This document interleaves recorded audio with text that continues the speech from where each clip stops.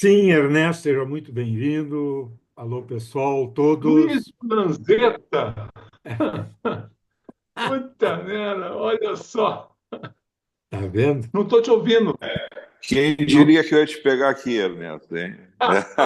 Tu pensou que vinha na maciota, assim. Eu sei muita coisa.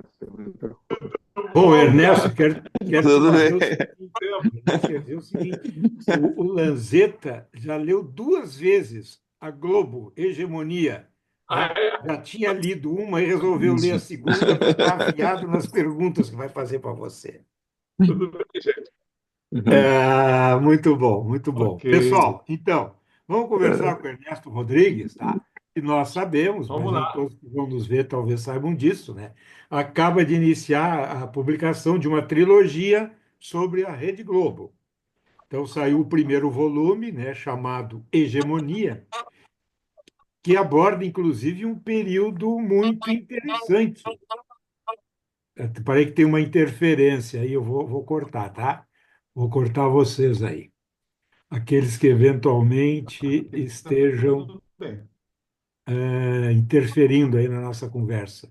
E depois, se quiser falar, fala, sem problema nenhum, tá bom? Então, eu estava dizendo, né, que o Ernesto iniciou a trilogia, agora a primeira parte chama de hegemonia, o aspecto que eu acho muito importante, bastante interessante mesmo, é o fato de esse primeiro período que o Ernesto aborda, é exatamente os primeiros 20 anos da Globo, que começam lá por aqueles momentos tormentosos da vida brasileira, com a Você está ditadura dando. militar e vai até 84. Está todo mundo ouvindo legal? Tá cortando, Pedro. A minha fala está cortando? Tá cortando um pouco, José. É, Ah, tá um pouquinho. Tá tá um dando para pouquinho. entender, mas está sendo cortada. Bom, então Tá fica à congelando. vontade. Tá? Ernesto, acho que Seguido. você pode falar, Ernesto. Já fica bastante à vontade, iniciando aí a conversa. Falando um pouco desse teu desafio aí, como é que foi fazer isso? Ouvir 400 depoimentos, que foi pelo menos que você ouviu lá no Sim, Departamento de Memória da muito Globo. obrigado pela oportunidade aí. Tá bom. Obrigado aí pela oportunidade de conversar. Imagino que tem vários jornalistas aqui no meio, né? Eu imagino, né? Todos jornalistas, É, né? não, acho que o interessante talvez seria começar. Talvez Mas começar. todas boas pessoas.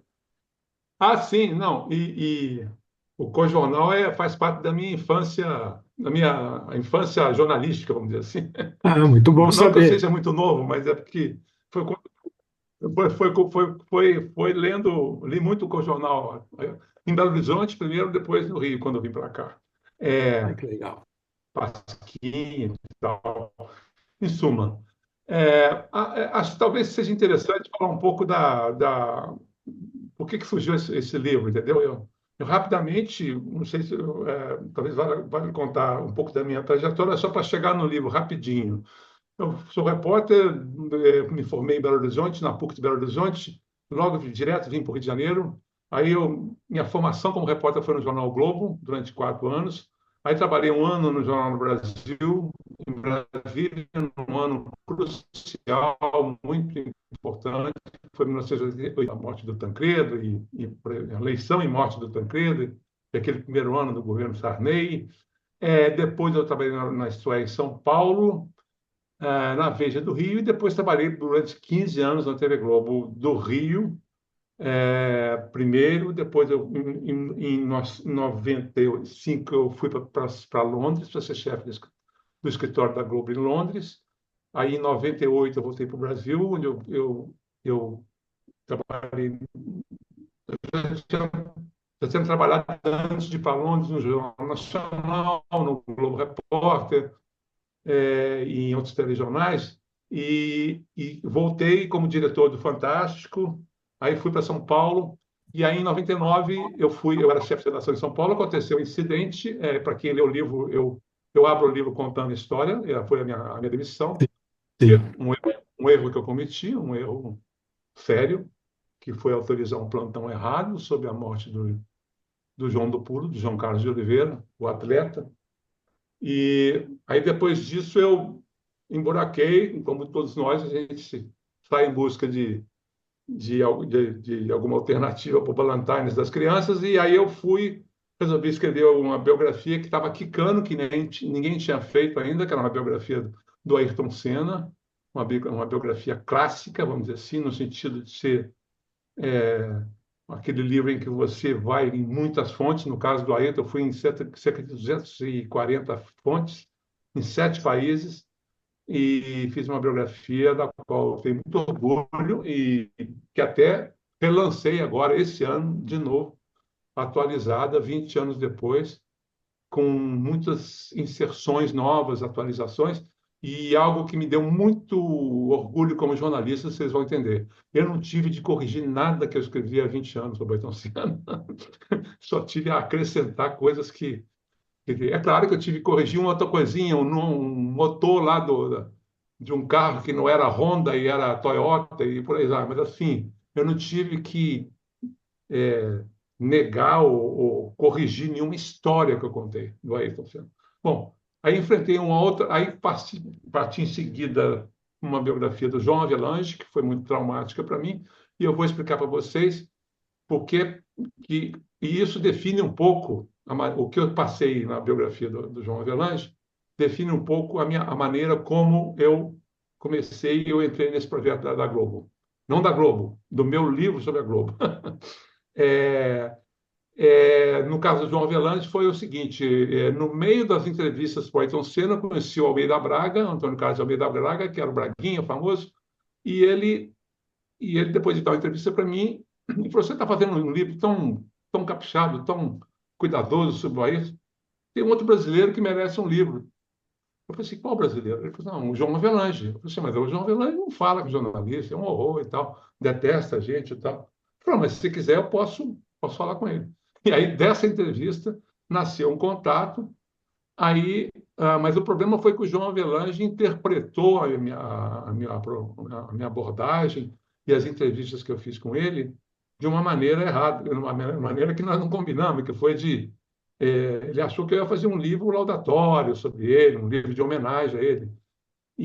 Mas eu cometi não o erro, né? Mas eu aceitei uma coisa que eu acho interessante discutir isso com vocês, que foi de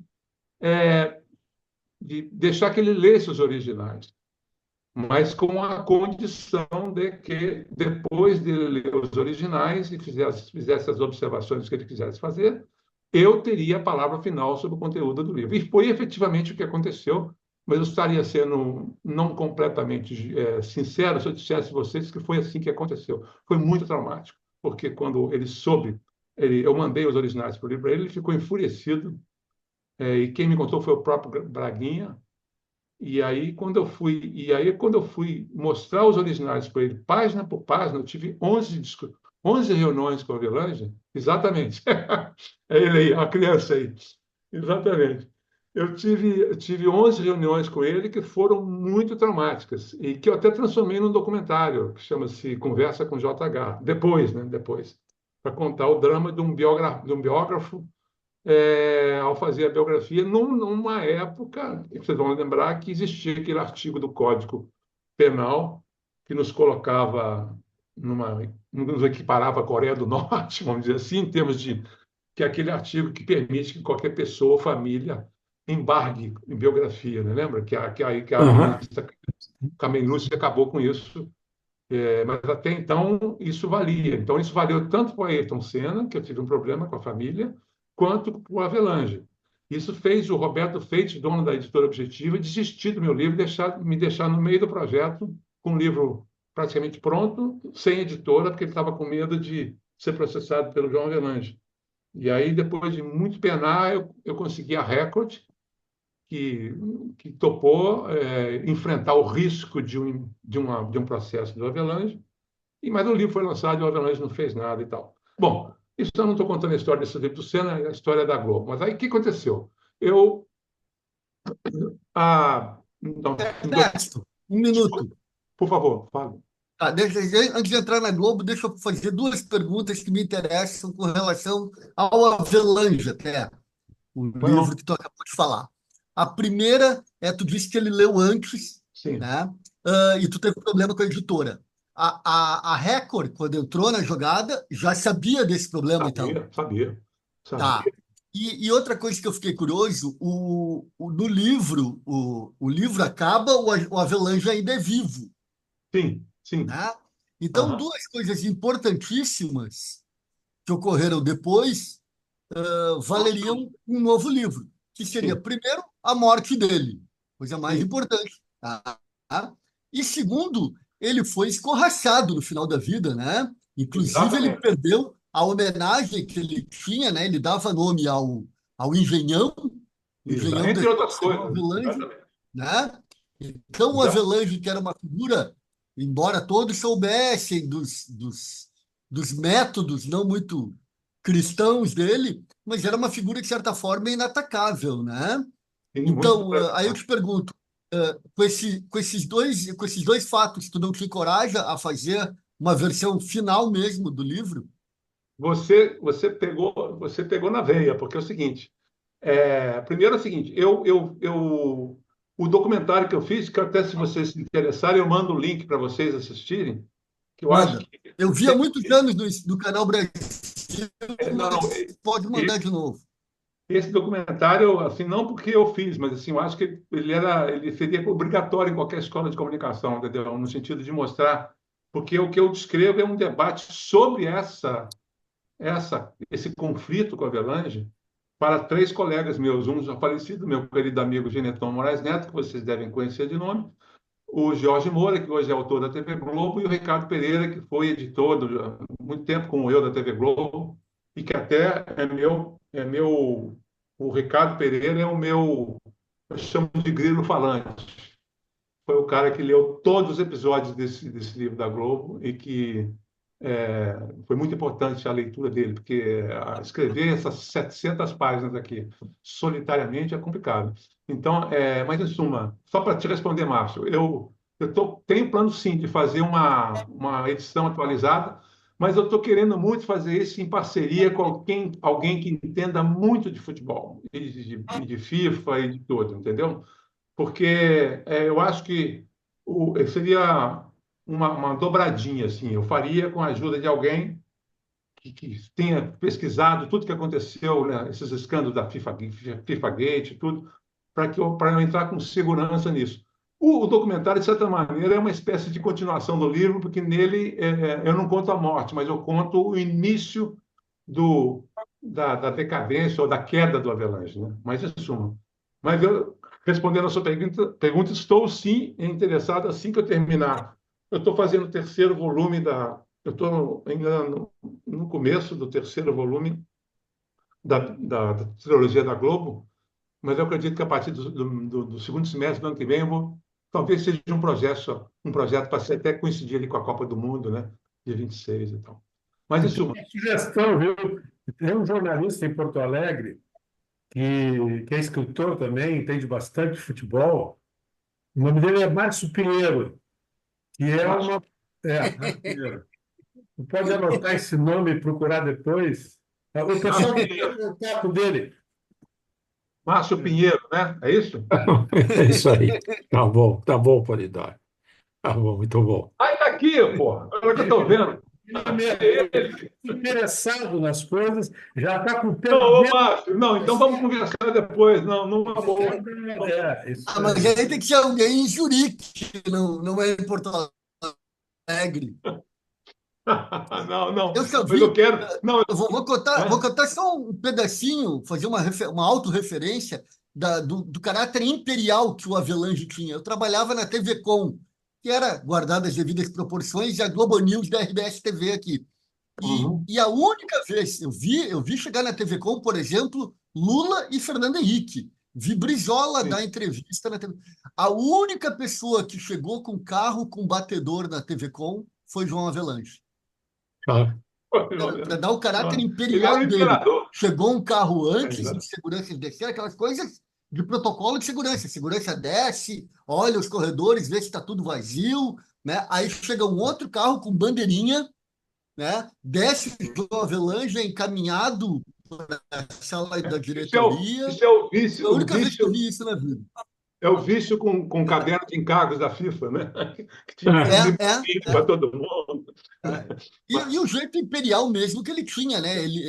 Tu mesmo conta no livro que as reuniões que tinham com ele dava todo o tempo essa conotação imperial, né? Mas é isso, vamos conversar a hora que você quiser, eu converso sim. Mas só Tá para bom. chegar no início do livro, que eu acho que é o que mais interessa a todos, eu fui, em 2017, quer dizer, depois que eu saí da Globo, eu criei uma produtora, fiz dezenas de documentários, eu fui diretor da CDN, quando o Lanzetta estava lá, diretor da CDN aqui no Rio, ou seja, uma experiência no mercado corporativo. É, e também uma produtora minha, fiz documentários sobre o Senna também, fiz coisas sobre o futebol brasileiro, e outros assuntos. E, mas aí chegou no dia em 2017, eu fui convidado pelo Schroeder, fui indicado pelo Schroeder, já não estava na TV Globo desde 1920 anos, quase, 17 anos.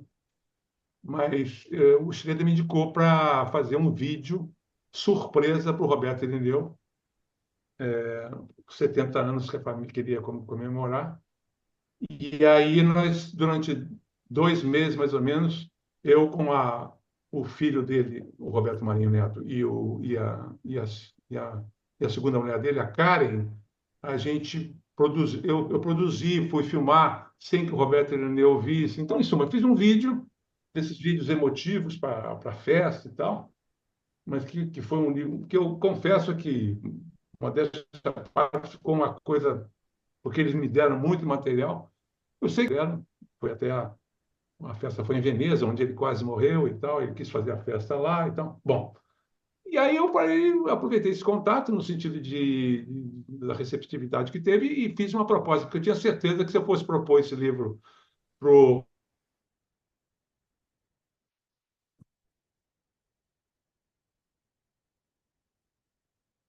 foi o editorial dos Marinho. Ele sempre foi o cara que entendia de televisão, e muito, diga-se de passagem, e o cara que Tá. tocou a TV Globo.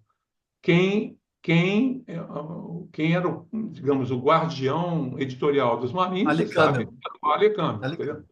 E o Ale Câmara, eu tenho certeza que não autorizaria uma Eu, conversa sobre, sobre como essas seguisse em frente, seguisse para cima, né? Aí eu mandei um e-mail para o Roberto Irineu, assim, ó, eu queria fazer um livro, durante o meu período de produtor independente, eu fiz algumas coisas para a TV Globo e tive acesso ao Tesouro, que é o Memória Globo. O Memória Globo, não sei se vocês sabem, assim, é um banco de entrevistas que deve estar chegando perto de 1.000, mas porque inclui todos os veículos do Grupo Globo. Mas da TV Globo deve ter uns 600 depoimentos. São entrevistas que duram assim, começa assim, onde você nasceu, seu nome do seu pai, da sua mãe, história da infância, tudo é inacreditável. Assim, todos, de Tarcísio Meira, quem vocês quiserem dizer aí, depoimentos nos quais a equipe do Memória Globo ia perguntando tudo até chegar na chegada do entrevistado da Globo, e muito bem preparada do ponto de vista de informações sobre aquele entrevistado, a equipe vai perguntando coisas que dizem respeito à trajetória desse cara, desse ator, desse diretor, jornalista, seja quem for, na emissora. E são depoimentos assim que eu recebi transcrições, essa que é a grande diferença. No caso do Memória Globo, se vocês forem no site do Memória Globo, na internet, ali está a versão, ou a versão não, mas ali está a leitura e a narrativa oficial da Globo, baseada também no Memória Globo. Eu fui aos originais de cada um, entendeu? Então, e foi essa permissão que eu obtive do Roberto Irineu, que consultou os dois irmãos, o Zé Roberto e o João Roberto, e eles autorizaram, toparam, acharam que me autorizaram ao acesso. Não o livro, tá, gente? O livro foi uma decisão minha e autônoma e tal. E uma editora. E eu falei com o Roberto Irineu, falei, eu não quero um tostão do Grupo Globo, Não quero que seja da Editora Globo. Esse livro não vai ser submetido a ninguém do Grupo Globo. E o que eu posso oferecer da minha parte é o jornalista que eu sempre fui desde que eu comecei no Globo em 1980. E na Globo também. E aí ele consultou os irmãos e aí me autorizou. Então, a partir de março de 2018, eu comecei a receber transcrições íntegras, sem nenhum tipo de corte de edição, de todas as entrevistas, quer dizer, todas as entrevistas que eu achei importante receber.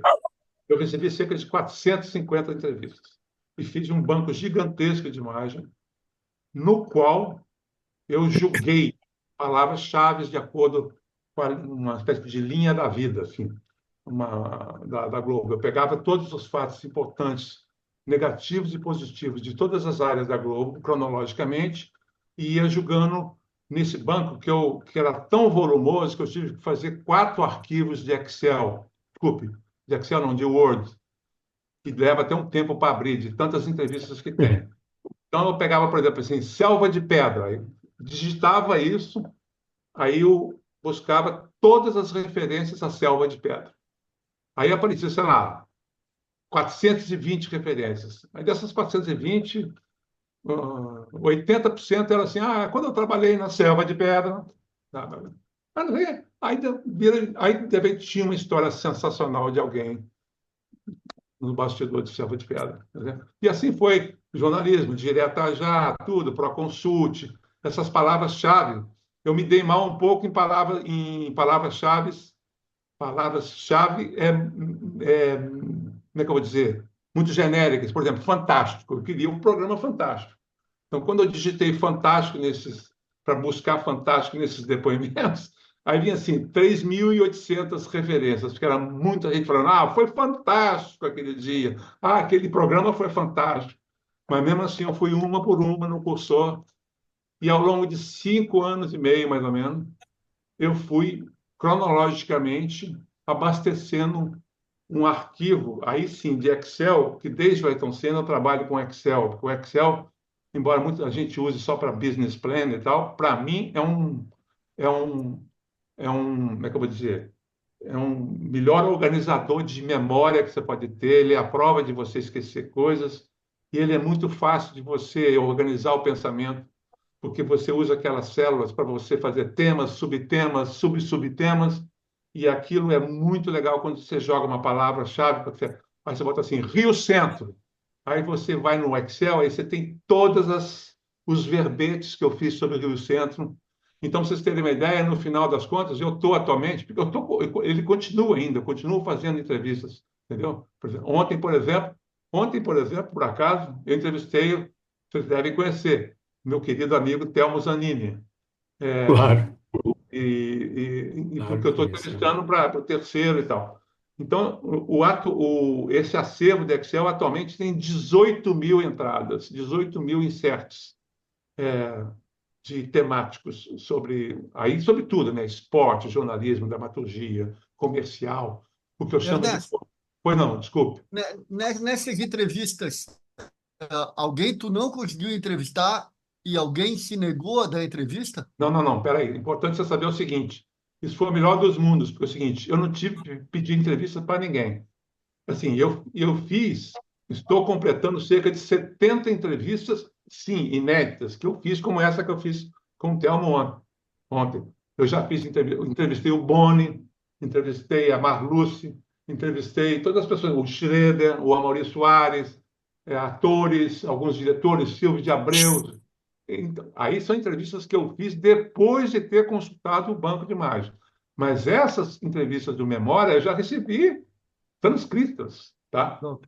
Aí você pode perguntar, mas que tipo de pergunta que o pessoal do Memória Globo fazia para a pessoa? Eu devo dizer para vocês o seguinte, que eu achei uma abordagem muito profissional, muito profissional. Ou seja, por exemplo, se o pessoal da equipe do Memória Globo estava entrevistando alguém como eu, por exemplo, eu não fui entrevistado porque eu fui demitido da Globo, então demitido não era entrevistado. Mas vamos supor que eu tenha trabalhado na TV Globo, e tivesse saído da TV Globo, ou ainda estivesse trabalhando na TV Globo, Aí eu ia ser entrevistado, eles fazem uma pesquisa sobre a sua trajetória na empresa, na emissora, e aí o seguinte, se eu estava no dia como estava, no dia da edição do debate do Lula e Collor, eles perguntam, eles perguntaram isso para colegas meus que estavam lá. Você estava eu quero falar, eu estava, eu era editor do Jornal Nacional. O que que você lembra desse dia? Eu lembro que houve. Aí as pessoas vão contando. Evidentemente que essas entrevistas, de um lado, você tinha entrevistados que não tinham a menor preocupação em falar tudo que queria, tá? São mais raros, tá? Alguns diretores, alguns jornalistas que falava tudo mesmo, sem medo de ser demitido, entendeu? Você tinha outros mais cuidadosos também, que preferiam não avançar muito. E, por outro lado, a equipe do Memória Globo também não ficava cutucando, assim, mas conta mais, deve ter mais aí dessa história do Rio Centro, entendeu? Sabe? Eles faziam um approach, digamos, profissional, assim, fulano trabalhou no jornalismo nessa época, então tem que perguntar sobre os pepinos da época do jornalismo da Globo. Então, isso também foi muito útil, porque, ao mesmo tempo que você tem alguns depoimentos em que a pessoa está nitidamente muito cuidadosa para falar sobre certas coisas, em outros você tem a pessoa falando tudo, porra. E tudo Mas, inédito. o Ernesto, me diga uma coisa, Ernesto. Nesse Ah, depoimento de 600 profissionais na Memória Globo, o eles que eu usei são criticam. 450, mais ou menos. Tá, fazendo dizer que você teve as Sim. transcrições e tal e leu. O Aham. pessoal não se queixa da Globo? Não critica a forma de Mas é atuar da Globo? claro, não, é o que eu estou dizendo. É o que eu estou dizendo. Sabe? Assim, se vocês lerem, por exemplo, o episódio Aham. da Proconsult, das eleições de 82, Sim, sim. 4 episódios. Eu escrevi 4 episódios sobre esse episódio, entendeu? E começa com o Toninho Drummond, que foi diretor de Brasília, dizendo: isso vai dar merda, entendeu? Quer dizer, não falou vai dar merda, mas é o seguinte. Então, é que eu estou dizendo.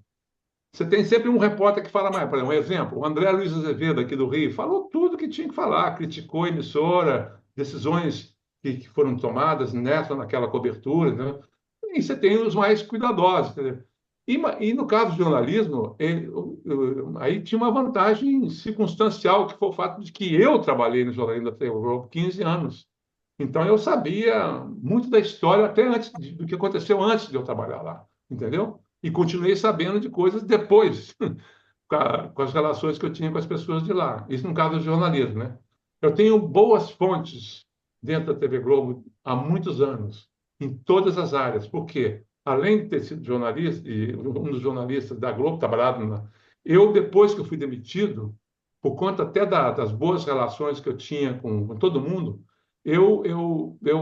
a minha produtora foi contratada para fazer trabalhos para Central Globo de Engenharia, Central Globo de Comercialização, sabe? Então, Central Globo de Comunicação. E aí nisso aí, eu construí uma rede não de informantes, mas de pessoas que podiam confiar em mim, que eu confio nelas, para trafegar ao longo da história da Globo, entendeu? Então, quer dizer, agora, é preciso dizer o seguinte: antes que eu queria até parar de falar para alguém perguntar aí algo que seja do interesse de vocês, mas assim, só para completar, é preciso saber o seguinte: ao lado dessa reconstituição da história da Globo, baseada nesses depoimentos, eu fiz, juntamente com meu amigo Ricardo Pereira, uma pesquisa em fonte independente gigantesca, assim, tudo que o Jornal do Brasil falou de relevante sobre a TV Globo, tudo que a Veja falou de relevante sobre a TV Globo, tudo que a Folha de São Paulo, que de longe foi o jornal que mais se dedicou à TV Globo, não necessariamente no sentido de dedicar, de admiração, mas assim, em vários momentos, com vieses diferentes, a Folha de São Paulo foi o jornal que mais sistematicamente cobriu tudo que aconteceu na TV Globo, desde a lá dos anos 70 e tal.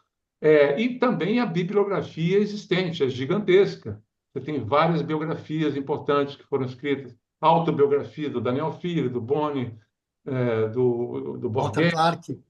Hein? Desculpe. Walter Clark. Walter Clark, claro. Então, quer dizer, isso tudo, Pasquim, eu tenho a coleção do Pasquim, quer dizer, tudo com a ajuda do Ricardo, assim, todos os episódios que eu considerei relevantes para serem reconstituídos, eles não tinham só olhado de quem trabalhou na Globo, tinha sempre o olhar da imprensa, dos críticos, de reportagens e tal. E também dos livros que reconstituíram esses momentos, entendeu? Então é isso, Cássio. O livro é isso, é uma gigantesca reportagem, não é nada mais do que isso, é, é, na qual, desculpe, eu achava que não passaria de um livro de 600 páginas, e aí, à medida que a pesquisa foi crescendo, eu falei, pô, essa porra aqui vai ficar grande. Ernesto, posso fazer uma pergunta? Por favor. Faça Esse, aí. esse episódio teu envolvendo o João do Pulo também está no nos teus livros? Eu abro o livro da Globo com ele, contando Ah, ele. tá, tu contaste aí. Mas o que que realmente tu mataste antes da hora? O que que foi realmente que te... O erro mesmo, que é o seguinte, o que aconteceu? Era uma manhã que, por coincidência, tinha morrido nessa manhã o Dias Gomes, no acidente de trânsito lá em São Ah, Paulo. Ah, o... É. E aí, o que aconteceu? Eu era o chefe de redação, eu era abaixo do Amaury, que é o atual diretor, o atual todo-poderoso da Globo. O Amaury Soares era o editor regional de São Paulo e eu era o sub. E eu era chefe de redação, e estava substituindo o Amaury no comando porque ele estava viajando. E aí, nessa manhã, e na Globo é o seguinte, para quem não trabalhando na Globo é o seguinte, até hoje é assim, plantão do fim do Bom Dia, o plantão fica com o Rio até o fim do Bom Dia Brasil, madrugada toda é Rio, aí quando acaba o Bom Dia Brasil, a- quem manda, quem transmite jornalismo, passa para São Paulo. Então, quer dizer, tudo que acontecer entre o Bom Dia Brasil e o início do jornal hoje, que era São Paulo, é São Paulo. Aí, no final do jornal hoje, no Boa Tarde, no jornal hoje, a cabeça da rede passa para o Rio com vistas ao Jornal Nacional logo mais à noite, entendeu? Então, quer dizer, eu estava chefiando a redação de São Paulo no momento em que a redação de São Paulo era a cabeça da rede. Ou seja, eu tinha autorização para dar plantão que eu achasse conveniente. O João do Pulo estava, morre ou não morre, no Hospital da Beneficência Portuguesa, lá em São Paulo, e, e aquela tensão, né? E a gente estava vivendo um momento muito difícil de contenção de gastos, logo depois a Globo quase ia pedir concordata, ao Grupo Globo, né? E estava uma loucura a economia, a gente, para o helicóptero subir para fazer cobertura, tinha que quase pedir autorização lá para a presidência, lá para o Roberto Marinho, era uma loucura.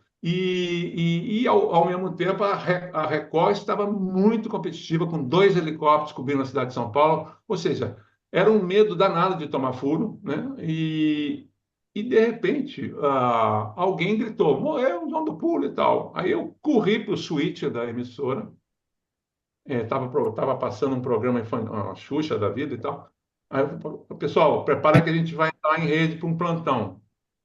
Quando eu voltei e cheguei. Vocês assistem o jornal da Globo? Agora mudou o cenário, mas assim, naquela altura onde fica a Renata Lopretti hoje, eu cheguei ali virado para a redação e falei assim: e aí, morreu? Aí uma voz masculina, no meio de, sei lá, mais de 50 pessoas que estavam trabalhando na redação naquele momento, disse: morreu. Aí eu peguei, dei meia volta, corri para o suíte e falei: dá o plantão. Aí, pá, pá, entrou, cortou, aí entra a Sandra Nemberg, da redação mesmo, tinha uma câmera voltada para ela para fazer ao vivo na redação, para fazer chamada de jornal hoje. Então, a Sandra entra, não. Uma manhã de tristeza para o Brasil, morreu agora há pouco, depois da morte do Dias Gomes, morreu agora há pouco na Hospital da Beneficência Portuguesa, o ex-atleta João do Ronan, novas informações daqui a pouco, a qualquer momento, ou daqui a pouco no jornal hoje. Quer dizer, quando ela estava terminando o plantão, eu estava saindo para voltar, enfim, mais tranquilo para a redação, a Patrícia Marques, que era a chefe de redação, falou para mim: você está maluco, porra? Ele não morreu, não. A gente está com um link lá, porra. tem uma equipe nossa lá. Eu falei, puta, fudeu. E aí, o que aconteceu? Eu cheguei para a Sandra, falei, Sandra, foi lá, vamos ter que dar um plantão desmentindo e tal.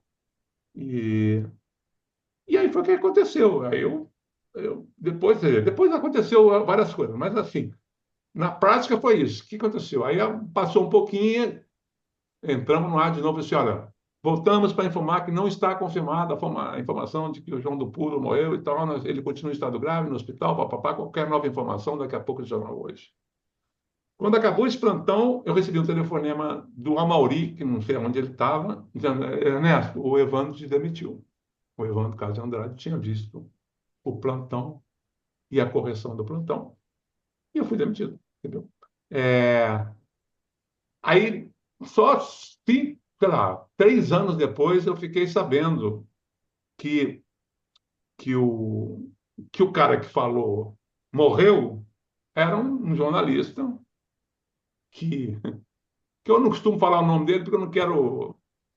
Como é que eu vou dizer? Eu não quero dar essa importância para ele, tá? Porque, assim, até porque eu digo na abertura do livro que eu jamais neguei ou contestei a minha demissão, tecnicamente São falando. propriamente dita.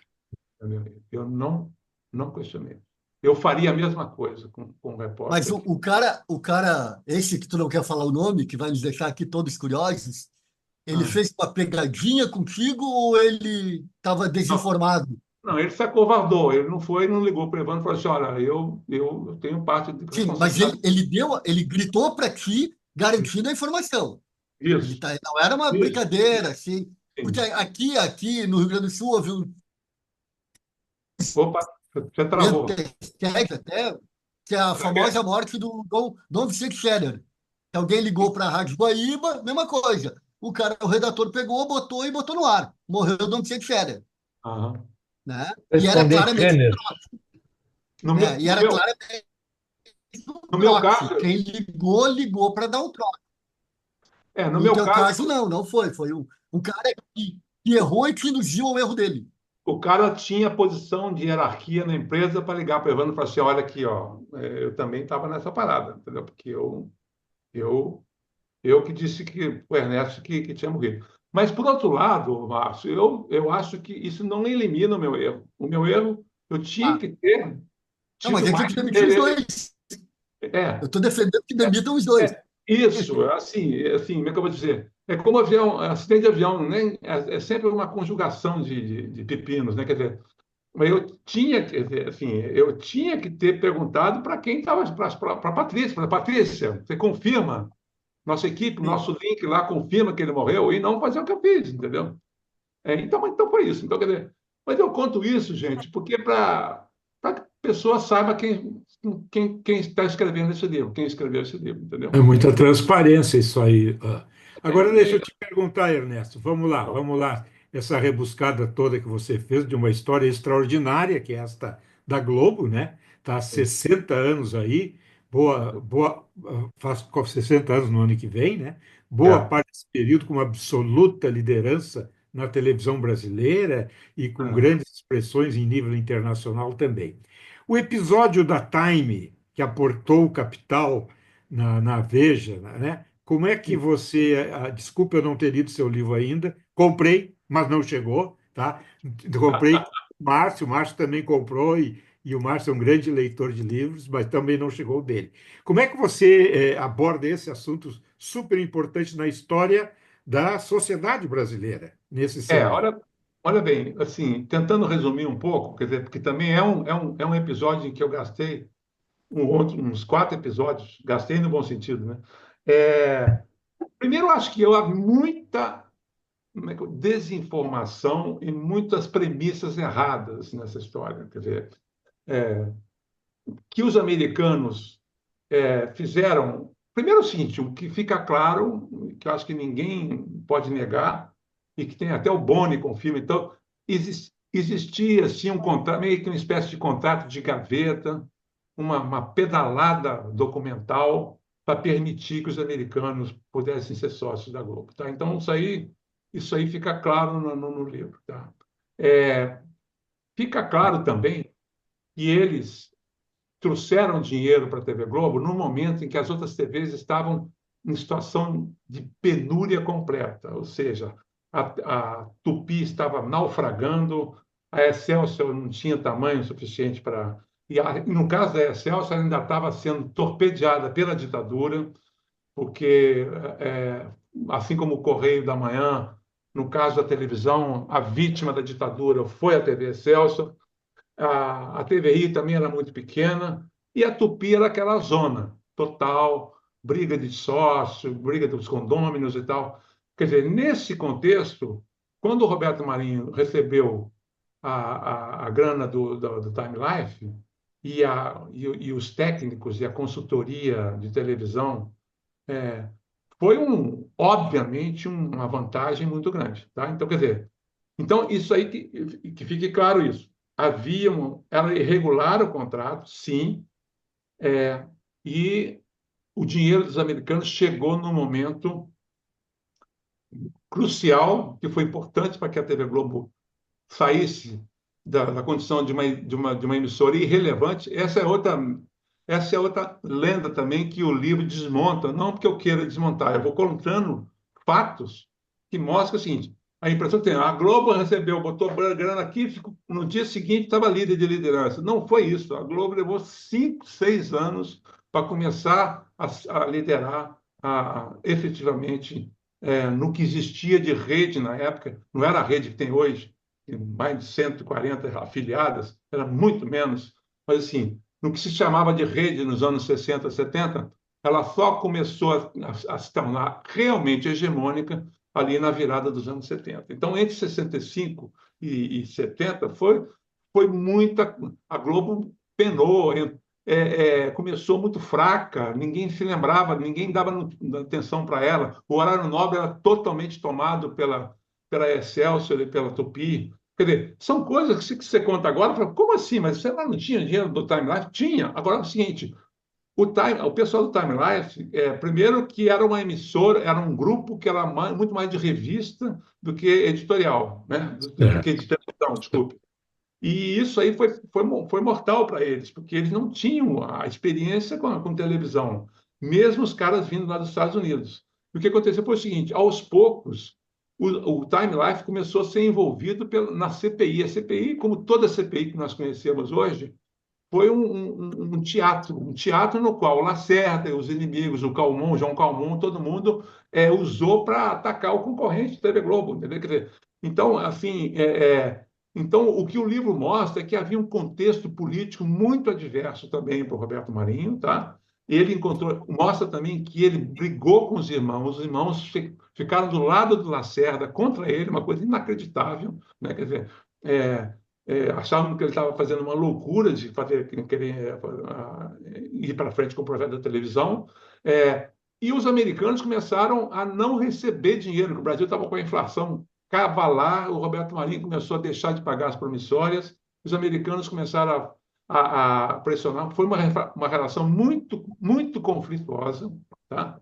E do ponto de vista de programação, os americanos não deram um pio sequer sobre o que devia entrar ou não. Não porque eles não tinham nem a menor condição de fazer isso. Eram técnicos, eram muito mais administradores e técnicos de televisão, porque a Globo também parecia um hospital, tudo bonitinho, todo mundo vestidinho com capuz. Em alguns lugares era proibido entrar sem gorro, avental, tinha essas coisas. Parecia um hospital, se olhava assim.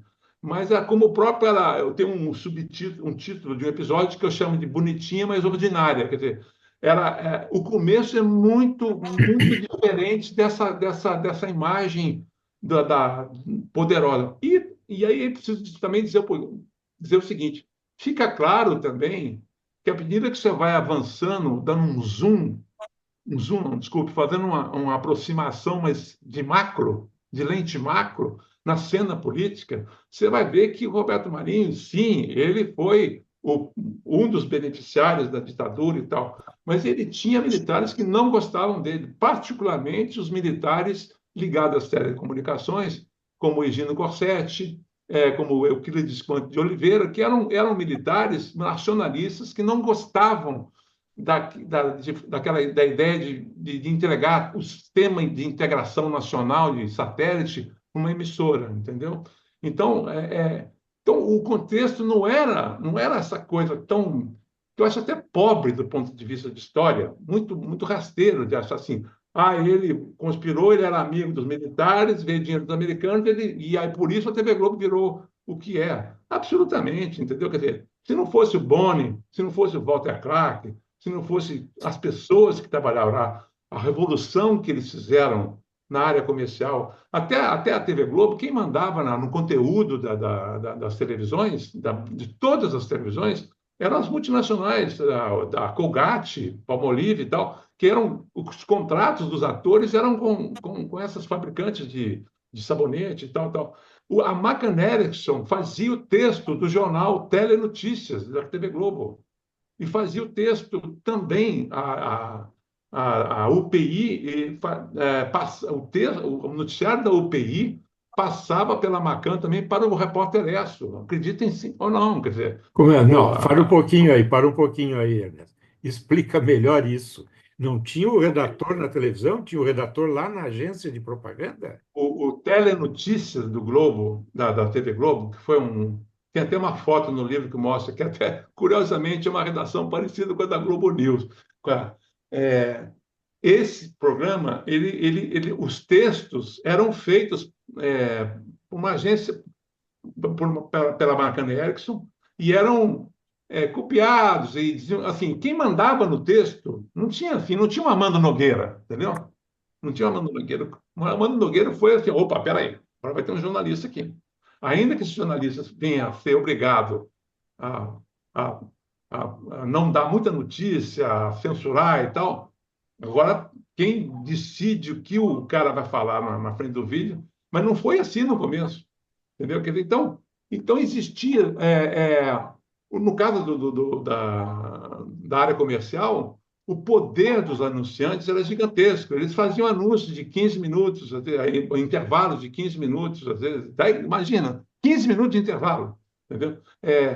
Então, era uma zona aquilo, entendeu? Então, aí, quando o Walter Clark começa a mexer na grade de programação da Globo e começa também, junto com o Arce, o Arce, que foi o primeiro grande cara da área da comercialização, eles começam a querer enquadrar os anunciantes. Anúncio tem que ter, filme não pode ter mais de 30 segundos, e não sei o quê.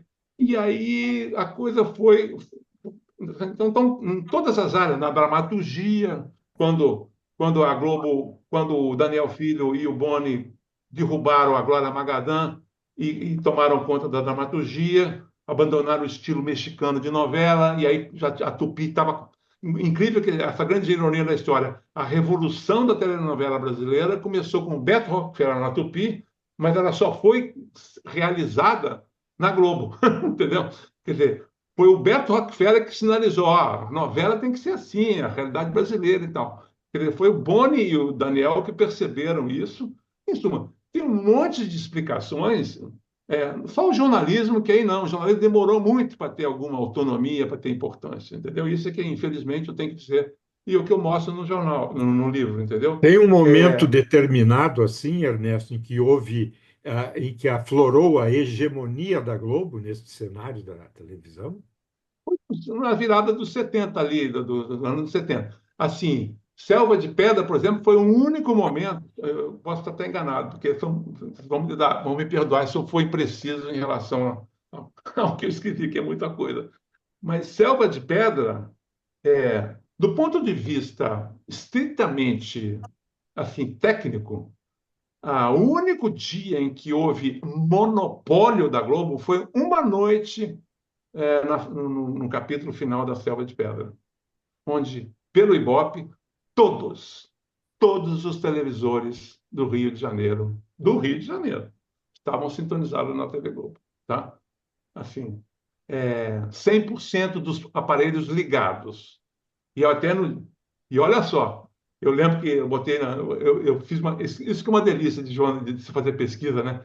Eu fiquei pensando assim, o que estava passando, o que estava acontecendo na vida cultural do Rio de Janeiro nessa noite em que a Selva de Pedra fez 100% do Ibope.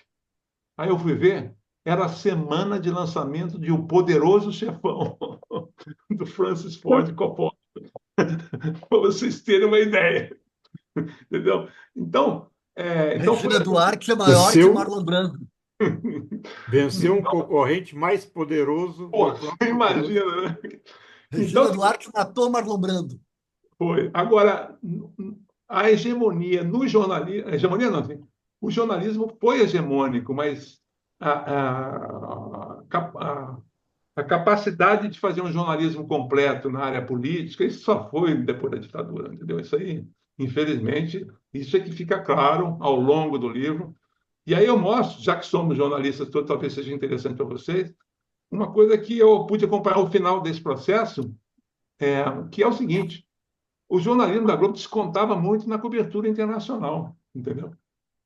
A gente teve, a gente, que eu falo, nós brasileiros, tivemos uma televisão lá fora que nenhum país, assim, tirando as grandes redes dos Estados Unidos, nem todas as grandes televisões da Europa, e a NHK, e mais a do Japão, quer dizer, a Globo era uma excrescência. Que porra é essa dessa emissora aqui lá do Brasil? Tem tudo quanto é lugar, tudo quanto é cobertura importante, tem um repórter da Globo aqui, entendeu?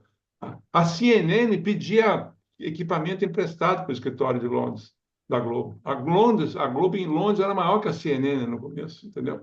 Quer dizer, então, fica muito claro assim que uma espécie de válvula de escape dos jornalistas da Globo era fazer uma boa cobertura internacional, com todos os recados que fossem possíveis de serem dados para a situação brasileira, entendeu?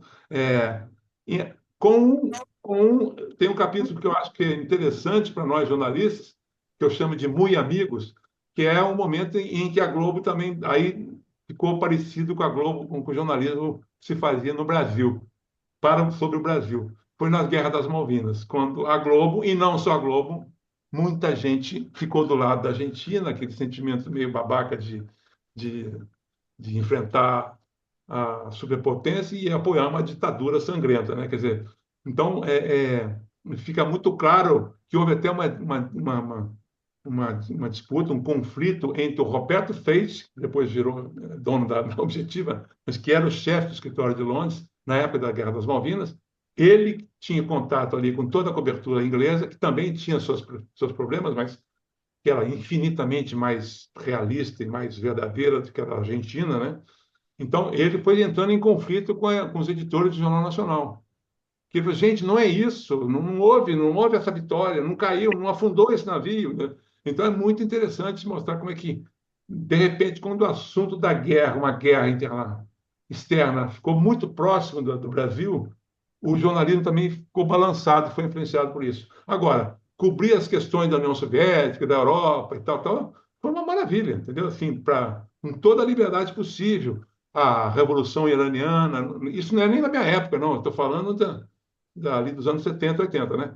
Então, quer dizer, para o jornalismo demorou muito, mas assim, foi um processo muito longo, e é isso que eu tento mostrar no livro, um processo que teve muitos percalços, teve sustos já de audiência, os trapalhões lá no começo já assustaram muito a Globo, a tal ponto que o Boni mandou contratar o Renato Aragão e os caras, porque logo no começo do Fantástico, o início, a primeira meia hora do domingo, os trapalhões da Tupi estavam arrebentando, estavam atrapalhando a decolagem eu já fui diretor do Fantástico, eu sei o que é isso. Você tem que decolar bem, igual um Boeing. Você tem que decolar assim, ó, e não assim, entendeu? Os trapalhões começaram a dificultar a decolagem do Fantástico, entendeu? Então, mostra essa aventura, que houve erros, tem os episódios da Manchete mais para frente, quando a Manchete foi criada, a surra que a TV Globo tomou da Manchete no Carnaval de 82, sem contar Pantanal também, que Pantanal, sim, esse sim foi um marco, foi um trauma que atingiu todas as áreas da TV Globo, o sucesso de Pantanal, que foi ali no coração do horário nobre, e não foi um episódio, foi a novela inteira, entendeu? Então, o livro procura mostrar isso, que não foi essa coisa preto no branco, sabe? É um livro que vai ser difícil para certo tipo de pessoa aceitar, porque tanto a direita quanto a esquerda, tanto pessoas que não gostam da Globo, quanto pessoas que gostam da Globo, tá? Assim, é, ler o livro pode ser uma coisa penosa para certas pessoas, entendeu? Diga. Ernesto, O Ernesto, peraí, deixa eu fazer uma pergunta para o Ernesto aqui, que ele mostrou uma coisa também que para mim foi uma grande revelação que eu não conhecia na sua profundidade, foi os militares dentro da Globo, né? Esse jogo que o Roberto Marinho teve que fazer, que tinha os militares contrários a ele, e que ele contratou muita gente, e muita gente que até hoje ninguém sabia que eles eram ligados aos militares, eles eram carreira, inclusive gerações, né? Eu De pessoas. trabalhei com Aníbal Ribeiro, que trabalhou no lado. Eu não sabia que ele fazia o jogo duplo lá do Exército, entendeu? Eu não sabia. Um editor de texto igual eu era, entendeu? Mas diga, você deve estar se referindo ao Coronel Erickson, é isso? Não é isso? Você tirou seu áudio. É, Então, não, essa história é inacreditável. O coronel Edgardo Erickson, ele era um cara que ele tinha um cargo de fantasia de diretor de relações públicas da Globo em Brasília, e ele tinha um programa logo depois, no horário nobre, depois do Jornal Nacional, em que era para vocês terem ideia, o nome do programa era Ordem do Dia. E, e era assim, era a nota oficial do dia dos militares, entendeu? mas era um Então, noticiário? Eu não me lembro disso aí, não, ele Ernesto. Era um entrava, noticiário? ele andava armado dentro da redação, ele botava o revólver em cima da bancada algumas vezes. Quem contou isso, e eu reproduzo no livro, é a Marilena Chiarelli, vocês devem se lembrar dela, e ela se sentia humilhada completamente. Ela e outros colegas da redação se sentiam completamente, porque ele vinha com aquela arrogância, botava a arma em cima da bancada, e a secretária entregava para ele o texto que ele já tinha redigido. Aí mandava gravar, gravava e ia para o ar aquilo. Isso. Então, e ele dava, assim, até ficava dando uma de botar chegar por trás do repórter para ver o que o repórter estava escrevendo na máquina de escrever, na Olivetti, né? Não tinha computador nessa época, né? Entendeu? Então, é assim, é inacreditável, assim, um milico, assim, instalado dentro da redação da Globo, entendeu? Agora, o curioso é isso, o Armando Nogueira, eu conto no livro também, talvez o Lanzetta se lembre, é, ficou muito pressionado pelo Pompeu de Souza, pelo Evandro de Carlos de Andrade, que na época era do Estadão, o Evandro, que depois virou diretor do Globo e da TV Globo, e o meu algoz, né? Mas o Evandro e o Pompeu chegaram para o Armando e falaram: Armando, isso é um absurdo, esse cara ficar com esse programa na ordem do dia, isso é um absurdo e tal. Aí o Armando pegou e falou, e se sentiu pressionado e foi falar com o Roberto Marinho. Ele falou: doutor Roberto, esse rapaz, ele está fazendo muito mal, isso é muito ruim para a emissora, esse cara fica aí falando isso toda noite. Aí o Roberto Marinho, segundo o Armando, pediu para ele esperar um pouco, e aí o Roberto Marinho, no dia seguinte, alguma coisa assim, disse para responder para ele: Armando, é o seguinte, nós vamos manter o Edgardo lá, porque hoje ele tem um programa só para Brasília. E como isso é uma concessão, e eles podem fazer o que quer, o risco é de eu reclamar e amanhã, depois, a gente tem que fazer isso para todo o Brasil. Quer dizer, então vamos deixar ele falando isso tudo aqui em Brasília. Quer dizer, isso mostra o pragmatismo do velho, né? O Roberto Marinho ele era implacável, mas também muito pragmático, né? Então, e tinha muito medo de perder a concessão. Isso os filhos falaram para mim. Não. Os filhos me deram, o Roberto Irineu e o João Roberto me deram uma entrevista muito boa, de 6 horas de duração. Acabou durando 6 horas. E eles contaram que o medo era real do Roberto Marinho de perder, porque ele sabia que ele tinha a turma do Médici, não gostava dele, entendeu? A turma dos Porões não gostava dele. Tanto é que aí tem um livro também que conta o atentado que houve na mansão dele, lá do Rosme Velho, no mesmo dia que o bispo Dom Hipólito, lá de Nova Iguaçu, foi sequestrado e deixado nu numa estrada aqui da zona da Baixada Fluminense. Dom Hipólito, que era um notório bispo progressista da igreja, né? E nesse mesmo dia uma bomba explodiu na mansão e por pouco não matou o José Roberto Marinho, o filho caçula que tinha passado pelo local da explosão minutos antes, entendeu?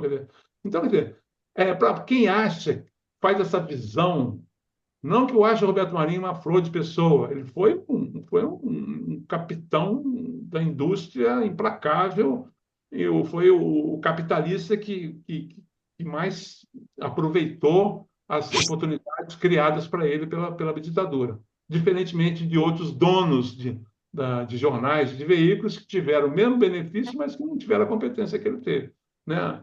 Toda a grande imprensa, né? Não teve ninguém que tenha, enfim, surgido e tenha sobrevivido, né? Então, quer dizer, então acho que o livro ajuda muito a, de certa maneira, trocar um pouco as lendas por fatos que são igualmente muito interessantes, emocionantes, surpreendentes, engraçados, inusitados, entendeu? O que o livro propõe, e como nós somos jornalistas, a gente faz isso, né? A gente tenta contar a história da realidade da maneira mais saborosa possível. E foi isso que eu tentei fazer. Estou falando demais. Tem gente para Não, perguntar aí, não, né? fica à vontade, mas o Márcio queria antes fazer uma pergunta, Márcio. Ah, eu Diga, mano. queria trazer um assunto, a gente falou em jornalismo, talvez seja o aspecto mais simbólico vinculado à Globo, que é a cobertura das diretas, Sim. né? Deu polêmica na época, foi depois, anos depois, recuperada naquele livro do Mário Sérgio Conte, né? E Eu ouço. também, ah, Ah, diga, e por também favor. houve depois uma polêmica envolvendo o Mário Sérgio Conte e o Ali Camel, com um desmentindo o outro, né? Inclusive o Mário Sérgio dizendo que jamais encontrou nos arquivos da Globo o famoso Jornal Nacional que teria tido a transmissão do comício das diretas em São Paulo. Tá? O que é que tu descobriu de novo Não, assim, com relação a esse assunto? tem Boa, bom assunto. Boa. dois episódios. Vamos lá. A gente tem, no volume 2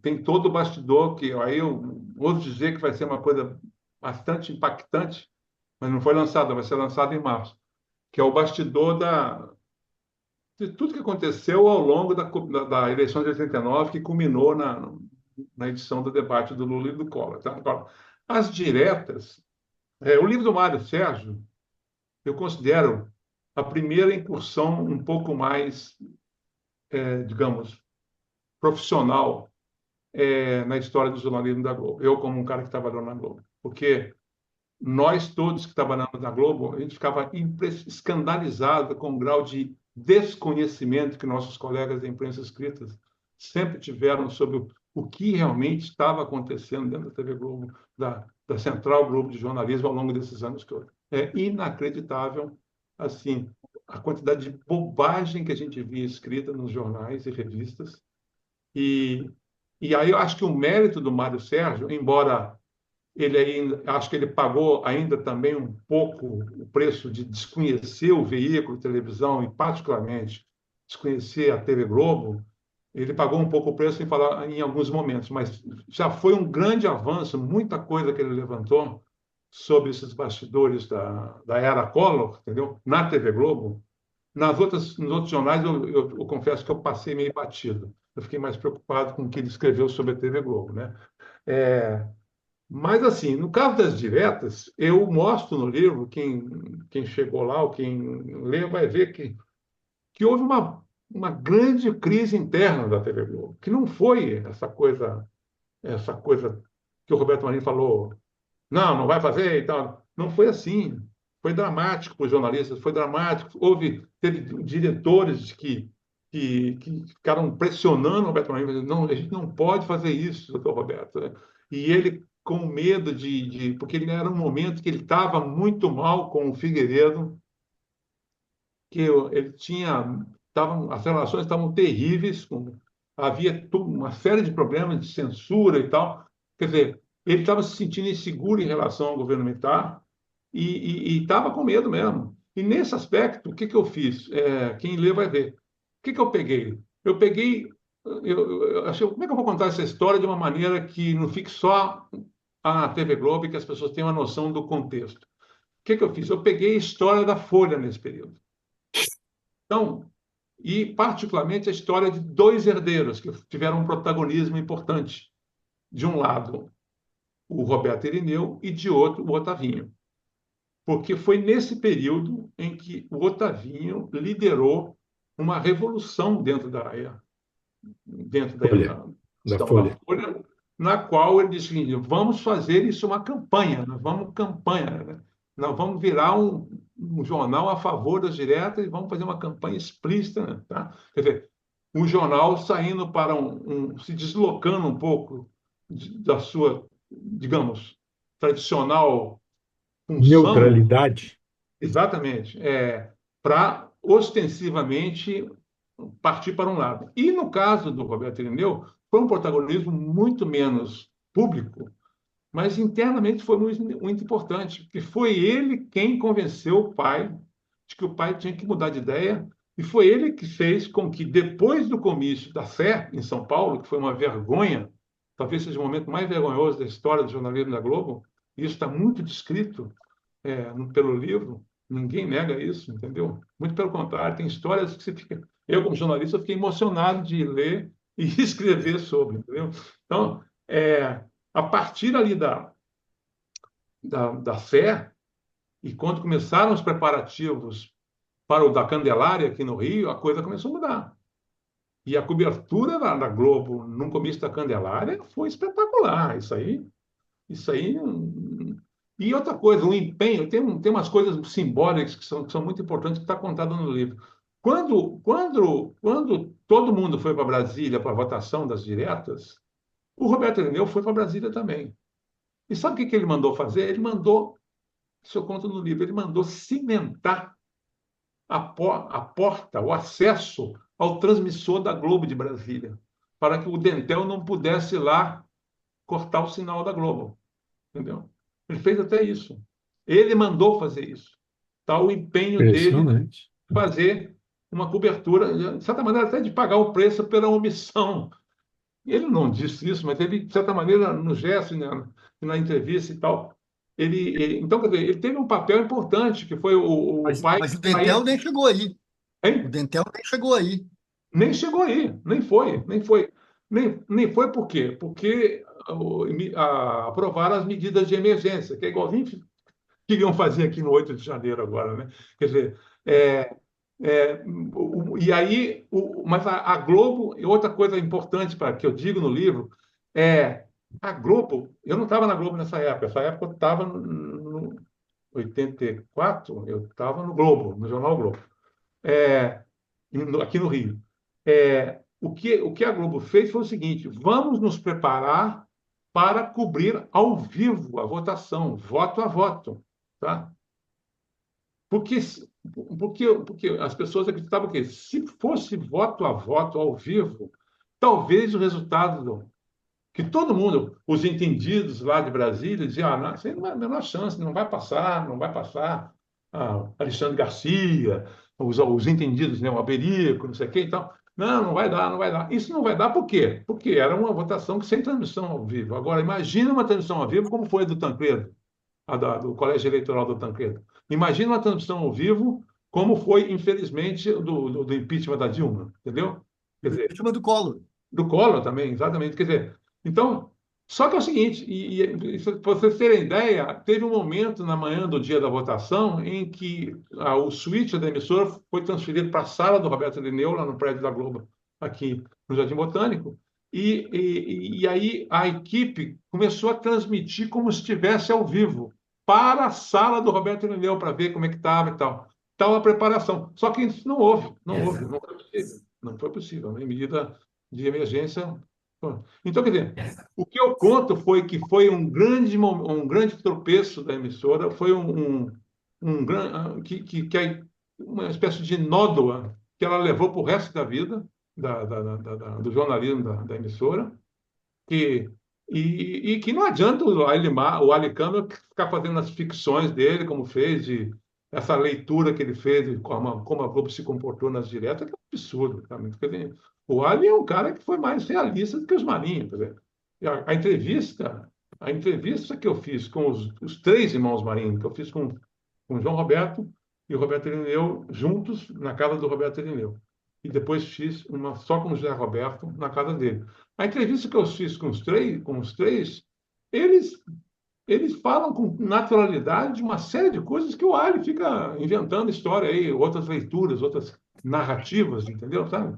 Então, tanto que é o seguinte, o Ali deu meia dúzia de entrevistas para Memória Globo. Claro que eu vou levar em conta tudo que ele fala, mas eu não tive o menor interesse de entrevistar o Ali, como eu entrevistei o Amaury, como eu entrevistei o Schroeder, os irmãos Marinho, o Boni, que me deu também outras 6 horas sensacionais de entrevista, entendeu?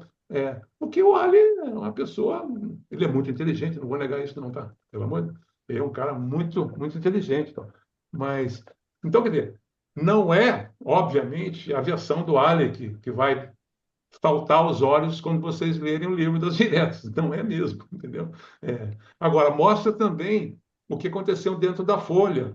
Mostra que a Folha, logo depois, resolveu, de certa maneira, retornar ao jornalismo, vamos dizer, profissional, vamos chamar assim, e mostra como também isso marcou a TV Globo, a história, o jornalismo da Globo, né? Como isso marcou a própria sucessão no jornalismo da Globo e por aí vai.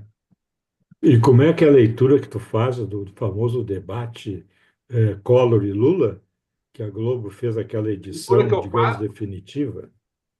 a leitura que eu faço e que eu assisti, né? Eu estava na redação, é o seguinte. Aliás, eu aproveitei no bom sentido, para fazer um resgate da dignidade do Otávio Tostes, que foi ele me deu uma entrevista para o livro e morreu 3 meses depois, durante a Covid. Não foi de Covid, inclusive, ele morreu do coração. O Otávio foi o editor que teve na ilha, que foi obrigado a, a cumprir a ordem do Albedrio, que era o seguinte: bota tudo de ruim do Collor, tudo de ruim do Lula e tudo de bom do Collor. Tá? Esta frase, entendeu? Então, quer dizer, então, para nós lá que estávamos na redação, foi óbvio que não foi um jornal nacional desequilibrado, foi um jornal nacional criminosamente desequilibrado, entendeu? Quer dizer, isso em reação a um jornal hoje que também dá para mostrar no livro, o jornal hoje daquele dia foi um jornal um pouco desequilibrado para o lado do Lula. Foi um jornal cujos editores, a maioria, todos nós votávamos no Lula, né?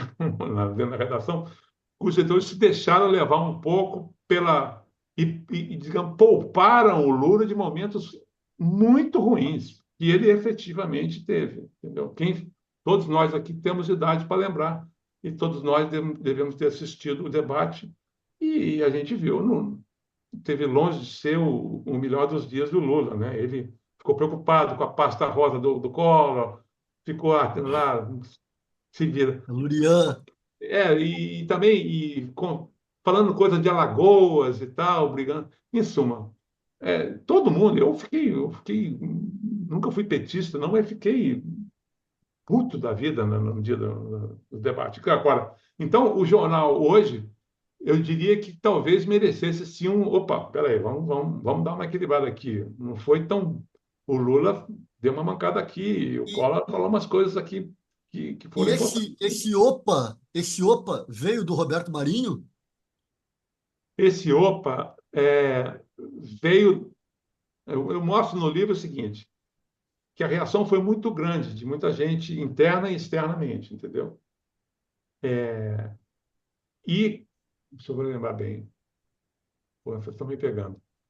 O velho, ele assistiu depois, e ele quis ver e mandou fazer um jornal equilibrado, entendeu? Aí quem fez a leitura do jornal equilibrado foi o Alberico, entendeu? O Alberico Souza Cruz foi o intérprete da ordem para fazer um jornal diferente do que tinha sido o jornal Hoje. E foi essa ordem, e aí que entra a questão da responsabilidade, tá? É, o, os irmãos, os irmãos, Ernesto, desculpe, diga, nós estamos falando de um fato histórico. sim. Não, perdão. Eu participei uma vez de uma palestra na qual o Ronald Carvalho, que era um dos editores e que trabalhava com você, afirmou com todas as letras, publicamente, enquanto palestrante, que a decisão havia sido dele, ele que tinha entendido isso. E, em contrapartida, mais tarde eu li o Alberico desmentindo que ele tivesse participando desta situação toda. Então, agora Eu você está mostro, dando uma eu versão mostro que é que conflita mentira. com Os essa. dois estão. Desculpe a Elaine, mas batom na cueca. Eu mostro que é mentira tanto de um quanto de outro. Para vocês terem uma ideia, Muito bom. isso vai estar no volume 2. Eu começo a tratar dessa questão do, desculpe, do debate do Collor. Isso não está no segundo livro, né? Isso não está tá escrito, mas não está impresso ainda. Já Eu estamos começo dando a contar, spoiler. Boa. eu começo a contar isso contando o seguinte, eu entro nesse assunto contando o seguinte. A Mônica Labate, que era chefe de redação do Globo Repórter, chegou na manhã seguinte ao debate,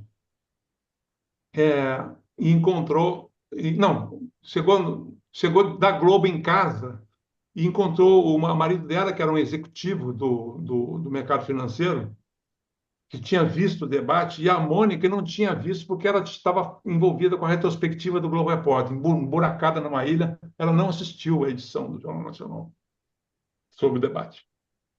Aí, quando ela chegou em casa, o marido dela falou assim: você viu o debate? Ela falou assim: não. Olha, se esse fosse um país sério, o marido dela é executivo do mercado financeiro e eleitor do Collor, tá? Falou para ela: se esse país fosse sério, o Roberto Marinho perdia a concessão hoje. Foi um absurdo. Aí ele começou a falar para ela do que ele tinha achado do Jornal Nacional. Aí ela, no dia seguinte, vai para a TV Globo e encontra com quem no terraço da Globo lá, no jornalismo? Ronald de Carvalho. Aí a Mônica falou: pô, Ronald, o meu marido, o Dalmin, falou para mim ontem que, pô, viu a edição do Jornal Nacional, disse que se fosse um país sério, o Roberto Marinho perdia a concessão. Aí o Ronald falou para ela assim: e eu tinha que ir para a cadeia. Isso é o Assumiu ponto. mesmo. Isso é o ponto. E agora é o seguinte: os dois mentiram muito. O Alberico chegou a mentir que não estava no Rio. Eu vi o Alberico na ilha de Edição, na Ilha 10, famosa. Naquela noite, eu vi ele lá.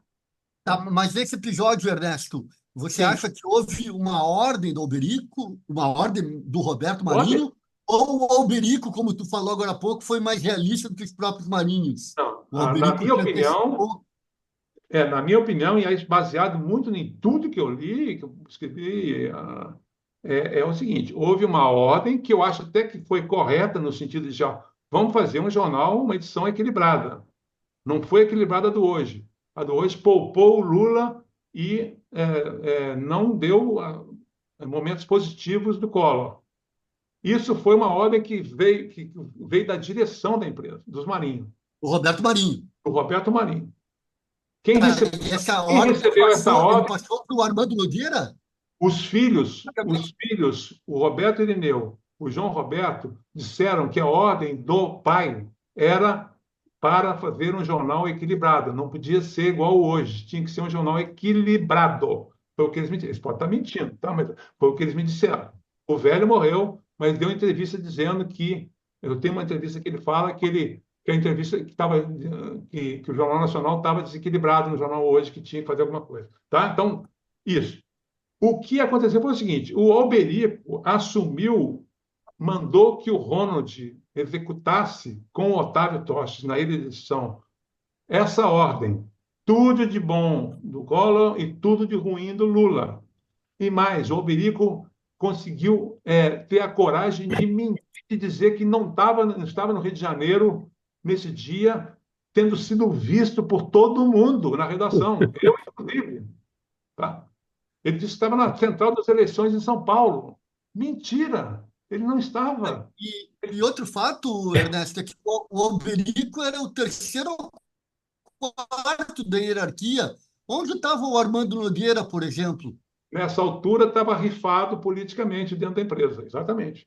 O Armando foi completamente alijado desse processo e o Armando ficou revoltado. Ele já estava numa geladeira. Não, o Armando chama aí o Alberico de traidor, assim, está no Sim. livro. Ele conta como ele foi traído pelo Alberico, que era subordinado dele, e aí o Armando pagou o preço de não estar no Rio, ele estava em Angra dos Reis. Quando ele viu no ar aquele Jornal Nacional, ele ficou indignado com o que ele viu e com o fato de não ter sido consultado pelo Alberico. Entendeu? Isso no momento em que aí que está o negócio. Tinha todo um processo de o Alberico ganhando a confiança do Roberto Marinho, porque o Alberico sempre foi muito político, muita relação em Brasília e tal.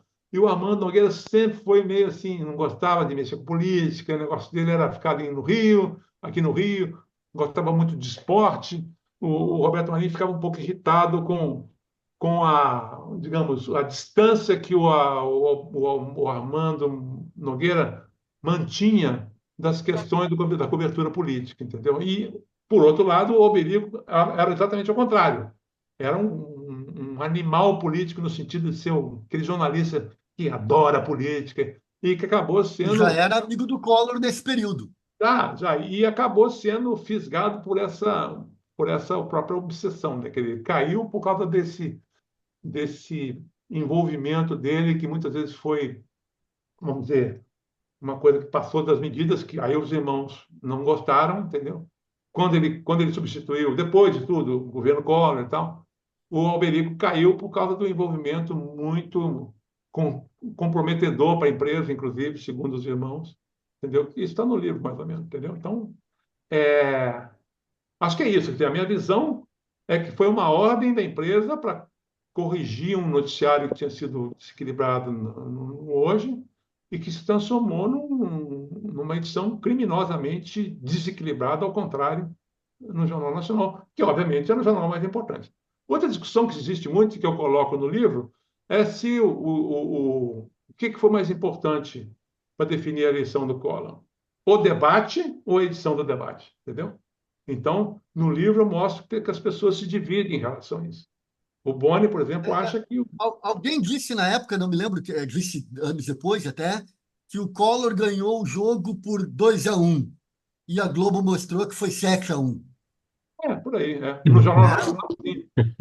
O Collor, de fato, foi Ô, melhor no ô, debate, eu, né? eu vou Mas fazer não uma foi a parte goleada aqui. que a Globo. Eu vou fazer uma parte, eu vou dar uma sugestão, porque como são 3 livros, nós numa entrevista só não vai dar para matar tudo isso, né? E já nesse primeiro nós desdobramos muito. Eu sugeria até que a gente pressione o Ernesto a voltar, porque nós estamos chegando às 7h30. Bom, é oportuno. E tem muita coisa para dizer.